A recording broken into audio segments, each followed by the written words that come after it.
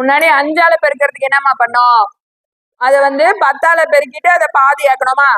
அதேதான் இதுக்கு. இதை 10ஆல பெருக்கும் போது என்னம்மா வரும்? ஒரு 0 போடுவோம், அப்படிதானே? இப்ப இதுல பாதி எவ்வளவு பாரு. இதுல பாதி எவ்வளவு? 42ல பாதி 21, 30. அப்படியே கூட்டு பார்க்கலாம். அவ்வளவுதான். இப்ப பாரு, 426 பெருக்கல் 15. 6 5 30, 3 2 10, 13க்கு 3 பாக்கி 1, 5 20, 21.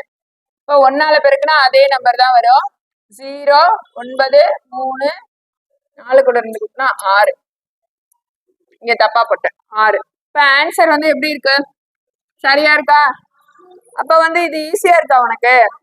அப்ப இத பாரு, இது வந்து 10ஆல பெருக்கக்குள்ள 2 8 9 0 வந்துருமா? அது அப்படியே பாதி ஆக்கும் போது 1 4, 90ல பாதி 45, 5 3 9 13 4. நீ வந்து இதை எப்ப யூஸ் படுத்தினாலும் எக்ஸாம்ல குவிக்கா வந்து கால்குலேஷன் போட சொல்றாங்க பாத்தியா, அப்பெல்லாம் இதை யூஸ் பண்ணா உனக்கு வந்து ஈஸியா இருக்கும்.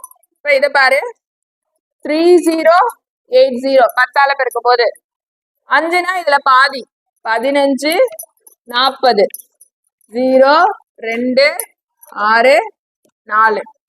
ஈஸியா இருக்காமா அது? ஓகே.